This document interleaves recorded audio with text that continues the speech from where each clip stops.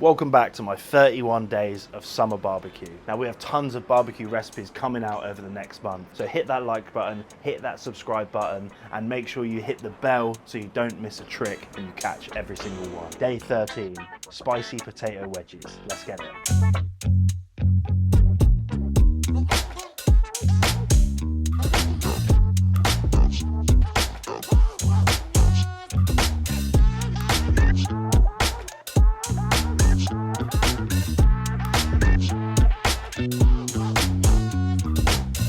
So if we're talking about the great British summer barbecue, we can't talk about the meat without talking about the sides. An integral part of the sides in my book needs to be the humble potato wedgie. First off, we're looking at potatoes. Now I've got a roasting potato. This potato could be a Maris Piper, it could be a King Edward. Open them up, we're getting them out onto the board. Now it is the middle of summer, so if your potatoes have been hanging around for a couple of days, you might need to get rid of these little green shoots on them. So get your potatoes, check for any impurities, any imperfections, generally straight down to the board, and we're gonna go in half. And then with that half, we're gonna take it onto the flat side and then cut once in at an angle, turn it round, and again in at an angle. Now, if you keep the same angle on your knife, you'll end up with these beautifully even wedges of potato. Some people get hung up on size. The bigger the better in my book. This isn't a chip, this is a flavor soaking potato wedgie. So in half, slice, turn, slice. Easy as that. Now all of our potatoes are in a bowl. We need to add fat. Lubrication, a transferer of heat from the oven to the potato, because we want this moist, we want this crispy, and olive oil is going to help with that massively. Extra virgin olive oil, in theory, shouldn't really be used for this kind of job, but I love the health benefits of it. It's cold pressed. It's had no carcinogenic heat added to this oil in the making process. Sometimes you need to use sunflower oil, but in this case, we can go without. Straight into the bowl. Now you will notice that we're not using salt at this stage because we don't want the potato to start to give its water.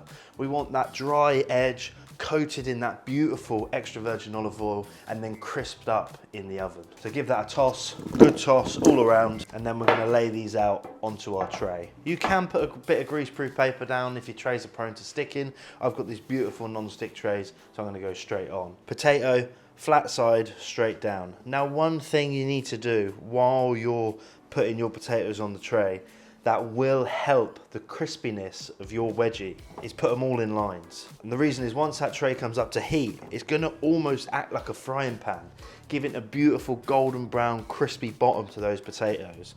So halfway through the cooking process, you take the tray out, we'll turn them over, and then you get the golden brown goodness on all sides. So get as many as you can on the tray, and then take that excess olive oil and just drizzle that all over the top. Super shiny, but with no salt yet. We've got our oven set at 200 degrees centigrade. We're gonna go straight in for about 20 minutes. These have been in there for 20 minutes. They're bubbling, they're golden, and you can see if you look just down the bottom by the tray, there's a sort of golden brown barrier around the bottom of the wedgie. And that's indicating to me that underneath, we've got a good amount of caramelization going on. Now at this stage, take a spatula, just pry them up, give them a flip over, and you'll see that golden brown face of the wedgie being unveiled. Now this bit does take a little bit of time, but it's a surefire way to get perfect wedges every single time. And the time you're spending doing this, you'll have saved in blanching and drying and then putting in a hot tray with oil and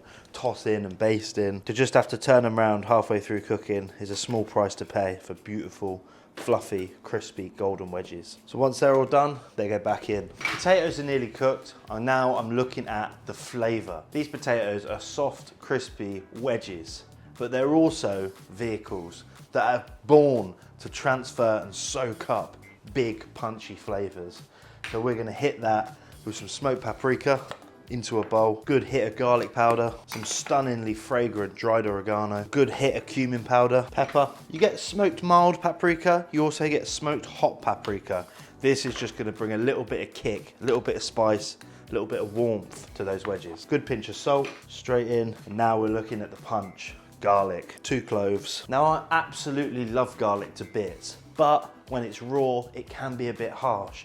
So what we're gonna do, as soon as those wedges come out of the oven, we're gonna pour them into a bowl, toss them through with this lovely spice mix, and the warmth, the heat that's coming off of those really searing hot crispy potatoes is gonna start to cook and melt away some of those harsh flavors of the garlic. Make sure you have this ready before your wedges come out of the oven. Good glug of olive oil in there, and that's just to bring all of those beautiful flavors together and help transfer them onto the outside of those wedges. We give this a good stir, and you end up with this red hot looking, beautifully seasoned, beautifully flavored oil with flecks of garlic and oregano just running through it. It smells absolutely delicious, and the heat is just gonna wake all those flavors up and penetrate them into that wedgie. Now at this stage, the wedges are ready.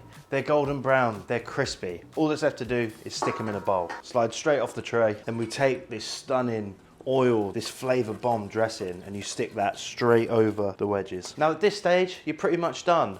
I would cook these as late as possible, and if you're going to reheat these later on in the day, don't put the spice on until last minute. Get those wedges done in the morning, and then when the guests come over, reflash the tray through the oven, then they go into your bowl, and then they get tossed with this beautiful, fragrant, sweet spice. Because once the spice is on, you don't want to reheat them again. You want that warmth, that heat from the outside of the potato to build the layers and start to create that depth of flavor. If you put this back in the oven at a high temperature, those spices will die.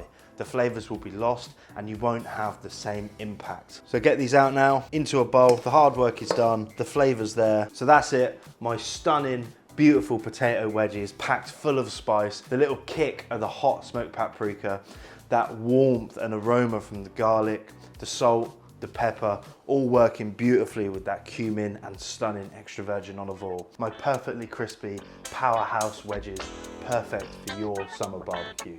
And thank you.